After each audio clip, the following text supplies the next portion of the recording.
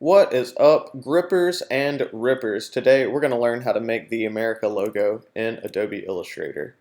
So opening up a new file, it's going to name it Emerica. And for the width and the height, I'm going to choose 1500 pixels. Hit OK. Okay, the first thing that we want to do, I'm going to get rid of this white fill. Just going to click None. And I'm going to switch that stroke to a fill, so I have a black fill and no stroke. And yeah, the first thing I want to do is create a triangle shape. Just go in your shapes tool or shapes panel here, drop down and hit the polygon tool. Click and drag. You might see like a shape like this or something. Yeah, them boys riding outside. But yeah, just hit the down arrow key and you'll see like a triangle like that. And just hold shift so yeah, it doesn't turn like that. It stays straight. So yeah, release all that. You should have a perfect triangle.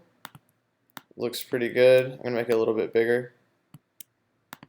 Okay, and we're going to just use the selection tool, and we're just going to grab that center point from the bottom and just scale it like that, so we just have a more obtuse triangle. I think that looks pretty good. May go a little bit more. Yeah. Play with that. Yeah, what we're doing, we're just creating the top shape of the backwards E for Emerica.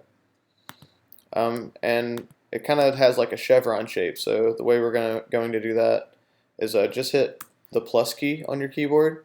That's the Add Anchor Point tool here, and just click anywhere down here, and you'll see a new anchor point get added. And now just hit the up arrow. With just that one selected, and you'll see yeah, it kind of creates that chevron shape for Emerica. And yeah, it's not exactly centered. It's a little bit over to the left like that. So yeah, I think that looks pretty good. I may grab this top point. Yeah, and bring it up just a little bit. Maybe grab that one and bring it in. Yeah, I think that looks pretty good. Okay, and there's it's another single shape that Emerica has right here. It just looks like kind of bars that yeah, just form like the two bottom bars of the E. So the way we're going to do that is we want to kind of copy this angle because that's it's you know, a bit symmetrical the way it's built.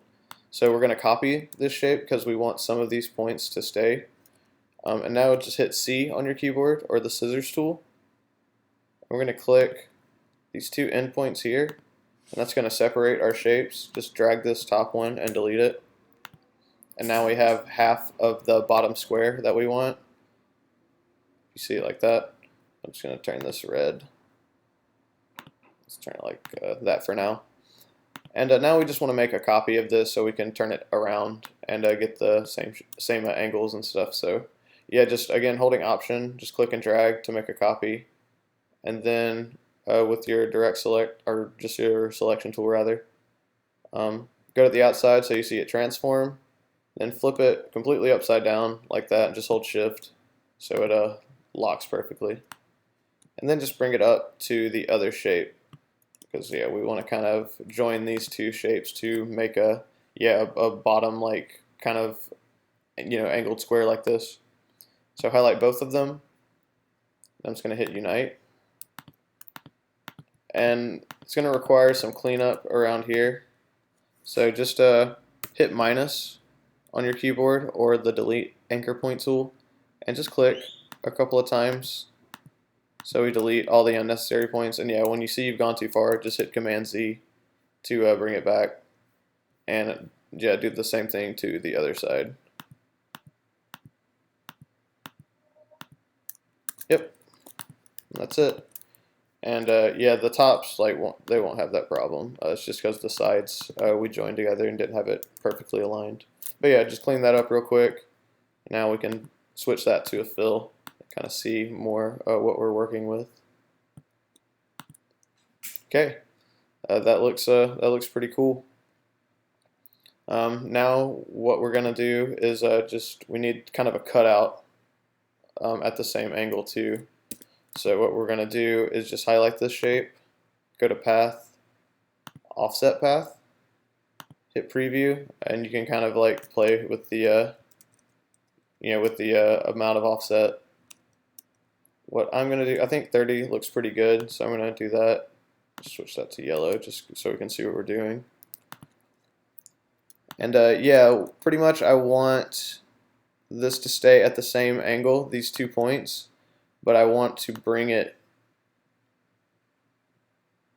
off of, so it cuts all the way through that red. So yeah, you don't want it like that. You want it to kind of keep the same angle. You can follow that blue line to make sure it's matching. And yeah, we're going to release there. Now we want to cut that yellow shape from the red shape, so highlight both of them. Go to pathfinder, hit minus front. Yeah, and that looks yeah, closer to what we want. So now what we got to do is just kind of bring these shapes in a little bit. So we're just going to highlight just the anchor points here. I'm just going to bring this down. Going to just highlight those anchor points. So, oops, using the direct select, sorry. Just highlight these points here. So none of these are selected. And yeah, we can kind of play and bring those in a little bit. Bring it up here so you can still match the angle. You don't want to yeah, lose that. Oops. I've messed it up now. Here we go. There we go.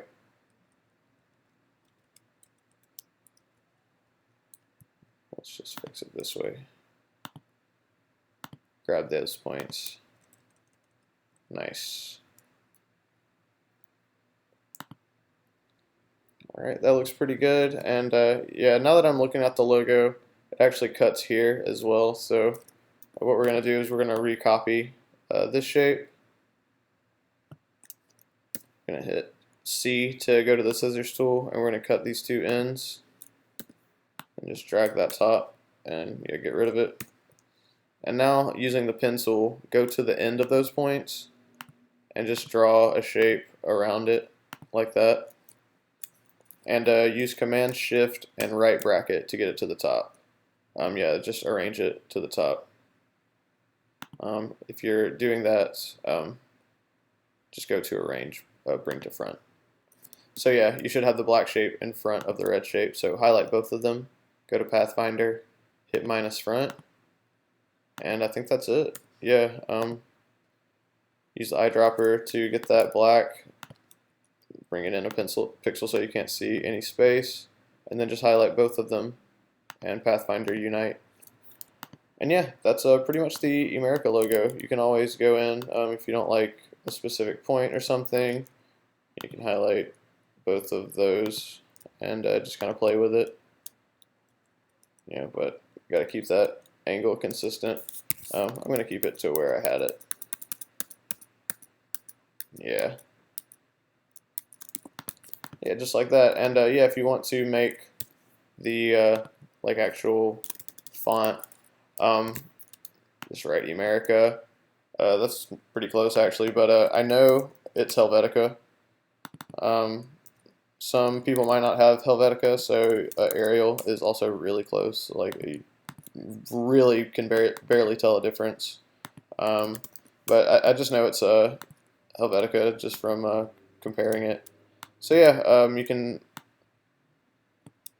That's pretty much it. That's pretty much how you make the logo, and you can't really do too much with it. You know, I wouldn't suggest like making fake Emerica products, but it is hard to get like giant stickers for Emerica and big decals. So if you're just like making it for yourself, I would say yeah, you could do it like this, and you know, make your own like big giant merch and big decals and stuff. I know I like big stickers for like my skateboards and stuff. So yeah, my friends are always complaining that you can't get like big team stickers for Emerica.